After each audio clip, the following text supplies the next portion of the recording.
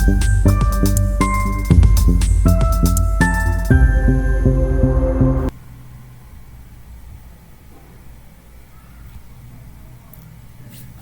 everyone, welcome to the Instagram page Medico Teach Public Health.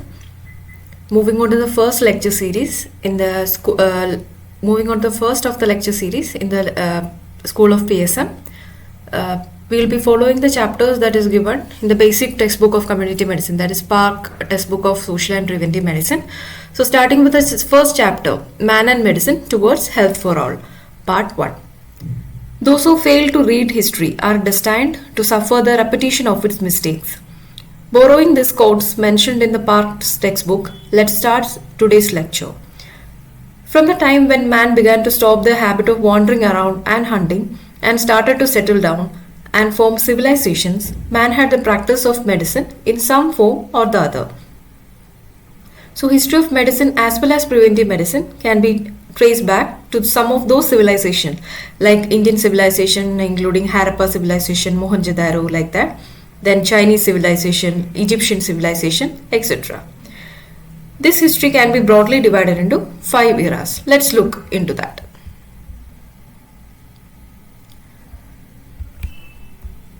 So first among the 5 eras is the ancient or historic era, that is from 3000 BC to 500 AD. Middle Age, that is 500 to 1500 AD. Renaissance era, that is 1500 to 1800 AD. Era of modern scientific discoveries and advancements dating from 1800 to 1950 AD. And era of modern medicine and public health, that is from 1950 AD onwards.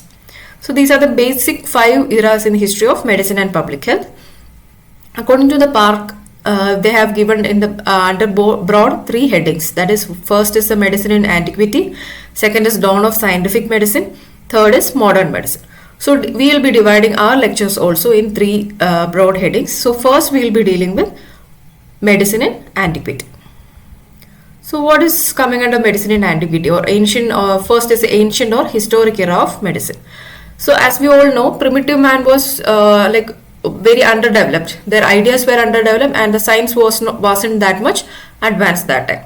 So their major belief is in superstitions. So whatever is happening into them into their life, it is because of some supernatural powers or like that. So first is that they believe that healing is by supernatural powers, and if someone is getting a disease, that might be due to a curse of a god or goddess. For example, you all know that chicken pox. So there are some groups that believe that chickenpox is due to some curse from god or goddess, and if someone is getting cured of the disease, they believe that it is the blessing of the god and not due to any science or medicine.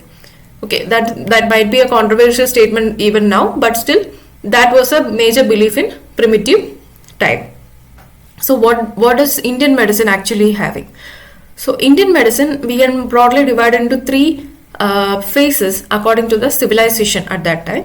So first is the Indus Valley civilization, and second is Aryan Vedic phase, and third is a post Vedic phase. So phase of Indus Valley civilization means what? So if you recollect your knowledge in the school days regarding Indus Valley civilization, we know that during that time their infrastructure was well planned. They had well planned drains or drainages and other buildings like that. So that was a feature of that civilization, that phase of civilization. So that is so basically they had some provisions for sanitation. That period was from 3000 to 2000 BC. Second phase is Aryan Vedic phase. Aryan Vedic phase had a rich culture. They were well organized, but had more affinity towards science and nature. So they had Aryan Vedic phase had major literatures in form of Vedas, and their rich culture was fully depicted in those Vedas.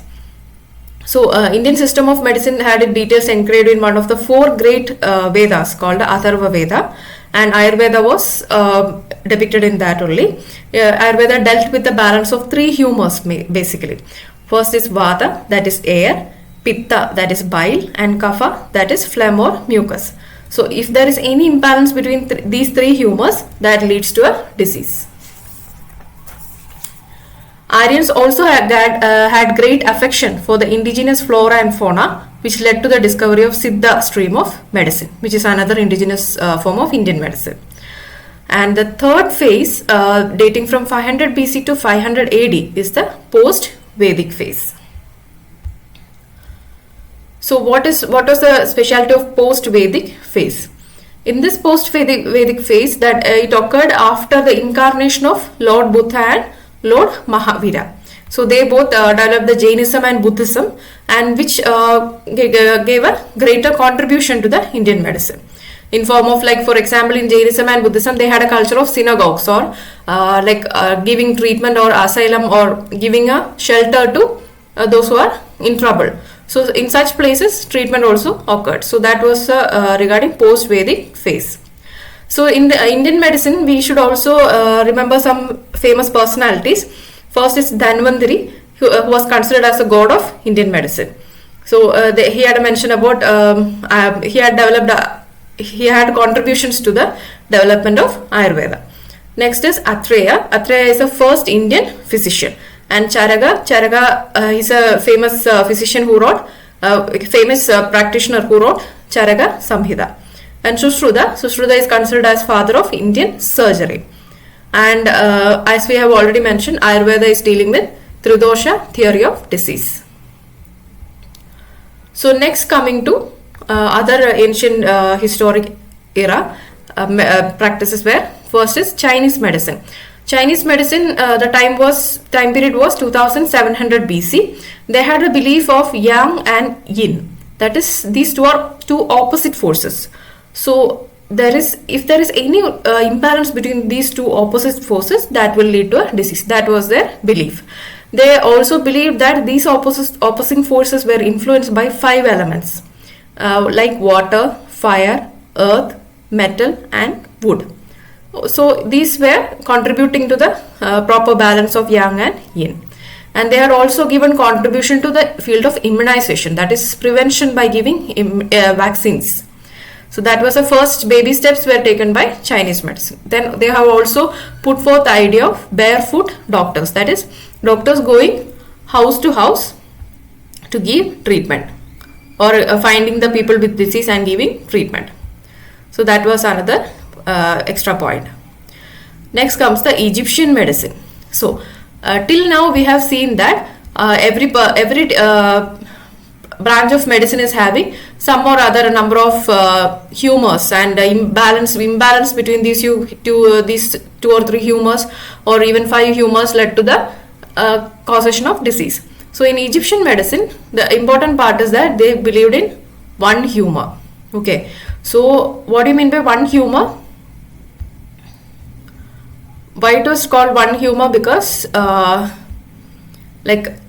they believe that whatever you are taking inside is causing you the disease. That is, if you are taking bad food, and bad food is influencing your alimentary tract, and that is causing the disease. That was their belief. And their court physician Imhotep is considered as a founder of Egyptian medicine. And they had engraved their literature in papyruses, and the major papyruses like Ebers, Papyrus, Horus, etc. They have details. One of the papyruses have details regarding the surgical procedures, and other have the details regarding drugs. So now moving on to the next stream of medicine is Mesopotamian stream of medicine. So this is the Mesopotamian stream of medicine. The Mesopotamian stream of medicine had actual location was where the modern day Turkey exists, and the concept is basically on herbal medicine. There was also a combined effort of they believed that there was a combined effort of physician, that is called Asu, and a magician that called Vasipu in healing of a disease. And the Hammurabi has done the first codification of medicine in Mesopotamian medicine. Next comes the Greek medicine, that is dating from 460 to 136 BC. So regarding Greek medicine, it is believed that Asclepius, that is one of the Greek gods, had 2 daughters, Hygeia and Panacea. Hygiene is dealing with the prevention or hygiene, and panacea is dealing with the cure. And also the serpent entwined around the road, that is considered as a modern symbol of medicine derived from Greek medicine. Another contribution of Greek medicine is the treatment symbol, RX, like the particular treatment symbol that is shown here. We used to write, if you have seen your seniors or faculty writing the prescription, before that they put this symbol. So there is an interesting story behind this symbol. They had developed this, Greek medicine had developed this symbol, and what do you know what is the meaning of the symbol? Actually, this symbol depicts that the letter R is depicting the god Jupiter, which is a Greek god. And if there is a slash over that R, like this symbol of this treatment, it means that we are telling the patient, take this medicine in the name of god Jupiter. That is your blessing, or giving the message to the patient that you will be healed in the name of god Jupiter. That's what it means. Okay, another important name you have to remember regarding Greek medicine is Hippocrates. As you all know, once we at least in some places, when the doctors convocate, we used to take Hippocrates oath, or otherwise the idea of the Hippocrates oath is also important in case of ethics or in case of modern medical practice. So Hippocrates had also written a book called Air, Water and Places, which mentions various important theories of medicine. So that's about Greek medicine. Next comes the Roman medicine. Roman medicine, 1st century, that is 130 to 205 AD. It was time of Roman medicine. And Galen, he's a physician to Roman Emperor Marcus Aurelius. He was a physician and anatomist. So he had put forth many ideas regarding medical practice. And it was after 1500 years of his death that anyone came forward to challenge his theories. For example, Vesalius in 1543 and William Harvey in 1628 came challenging his Galen's theories. Next comes the Middle Age. Moving on to Middle Age or Dark Age. So why Middle Age was called Dark Age? It was during the period of 500 to 1500 AD. So it was called as Dark Age because of the negative things that happened during that time. That is like in form of wars, famines, or even pandemics like plague, which was also called as Black Death in the 14th century. It was called a Great Plague of 14th century. So this was a time when it was like a period of dormancy in the health field, but yet Arabic system of medicine came forth or developed during this Middle Age, and they developed a new indigenous system of medicine called Unani Tip, and they also put forth the idea of hospitals, that is treating patients as inpatients, treating people as inpatients, and also developed pharmacopoeia. So these were the contributions in the Middle Age. So that's all for today's lecture, and remaining topics we will be discussing in the coming lectures. Please do comment or give your valuable opinion regarding this lecture. Thank you.